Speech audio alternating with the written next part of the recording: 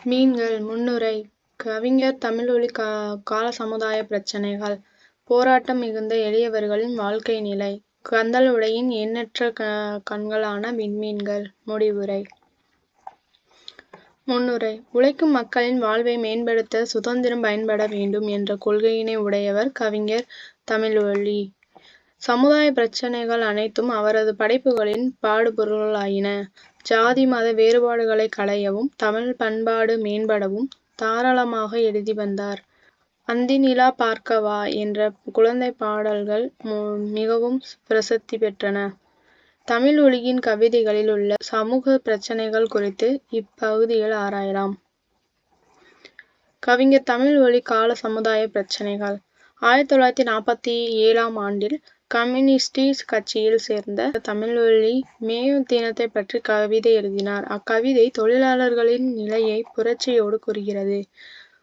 உழவனின் பொங்கல் கனவு, நெசவாளி விரும்பாத தீபாவளி, துயர சுமை தூக்கும் துறைமுக தொழிலாளி, கடலை பார்த்து கண்ணீர் சிந்தும் மீனவர், நீ மீளா துயரில் ஆழ்ந்திருக்கும் சலவை தொழிலாளி, வீதியில் நின்று கையேந்தும் கலை கூத்தாடி, விதியை நொந்து விடிவு காணாத விதவையர்கள் என அவர் எழுதிய கவிதைகள் அனைத்தும் சமுதாய பிரச்சினைகளை வெளிப்படுத்தியவையாகும்.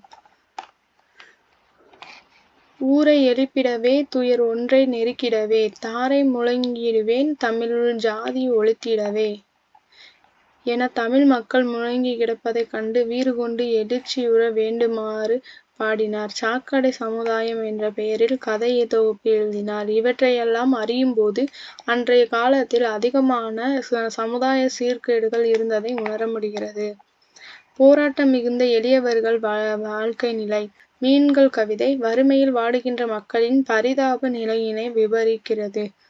நீதித்துறையின் செயல்பாட்டினை கெட்ட கனவு என்ற சிறுகதையில் விமர்சித்தவர் நீதிபதியை பார்த்து, ஒரு நாளாவது மனிதனை பற்றியும் அவன் வாழ்க்கை எப்படி நடக்கிறது என்பது பற்றியும் அவன் சூழ்நிலையை பற்றியும் நீர் யோசித்தது உண்டா என்று கேள்வி கேட்டவர். இக்கேள்வி இன்றைக்கும் பொருந்தும். கத்தி முனைத்தனிலே பயங்காட்டும் உலகினிலே சத்திய பேரிகையை நான் தட்டி முழங்கிடுவேன் என கவி இயற்றி சமுதாயத்தை எழுச்சியுற செய்தார். எளிய குடும்பத்தில் பிறந்த தாழ்ந்த ஜாதி பெண்கள் தங்கள் கற்பை பாதுகாக்க போராட வேண்டியிருந்தது.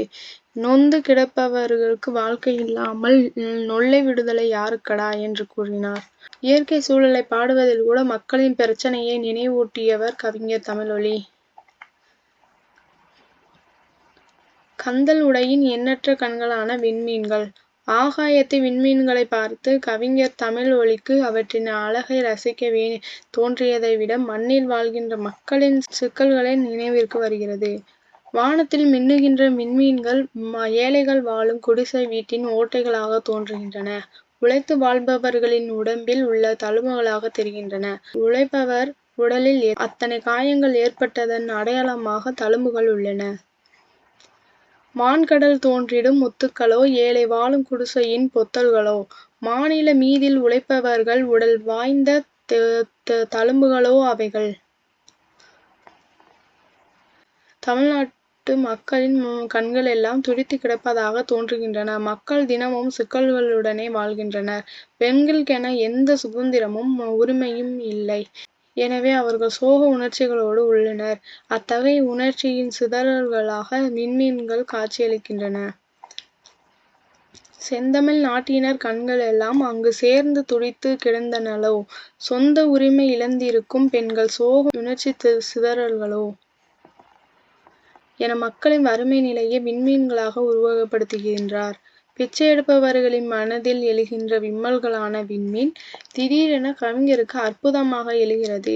நீல கண்ணாடியால் ஆன கோட்டையில் மின்னல் நெளிவில் இறைக்கப்பட்ட காட்சியாக விண்மீன்கள் விளங்குகின்றன.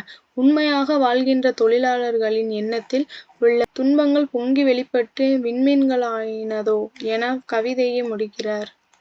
இரவெனும் வறுமையின் காந்தல் உடைதனில் எண்ணற்ற கண்களோ விண்மீன்கள், அருந்த கூலின்றியே வாடுபவர் கண்ணீர் அருவி துளிகளோ வான்குன்றிலே, காலம் எழுந்தும் எழுத்துக்களோ, பிச்சைக்காரர்கள் இதயத்தின் விம்மல்களோ, நீலக் கண்ணாடியின் கோட்டையில் மின்னல் நெளிவை இரைத்திட்ட அற்புதமோ. கவிதைக்கு தலைப்பு வைத்திருப்பதில் கூட வேறுபட்ட சிந்தனையுடன் மீன்கள் என குறிப்பிடுகிறார். விண்மீன்கள் என தலைப்பிடாமைக்கு காரணம் நீந்து கொண்டிருக்கின்ற உழைப்பின் அடையாளமான மீன்களை வைத்தால் பொருத்தமாக இருக்கும் என்ற எண்ணமாக இருக்கலாம். முடிவுரை. பொதுமை சிந்தனை மிகுந்தவர் கவிஞர் தமிழொலி என்பதை இக்கட்டுரை தெளிவாக விளக்குகிறது. தொழிலாளர்களின் சிக்கலுக்கு தீர்வு காண துணிந்த அவரது கம்பீரத்தை பாடல்கள் புலப்படுத்துகின்றன. நன்றி. இந்த வீடியோ பிடிச்சிருந்தா லைக் பண்ணுங்க, ஷேர் பண்ணுங்க, சப்ஸ்கிரைப் பண்ணுங்க. மறக்காம டிஸ்கிரிப்ஷனில் உள்ள டெலகிராம் குரூப்ல ஜாயின் பண்ணிக்கோங்க. பிடிஎஃப்கான அப்டேட் எல்லாம் அதில் தான் நம்ம கொடுத்துட்டு வரோம். நன்றி.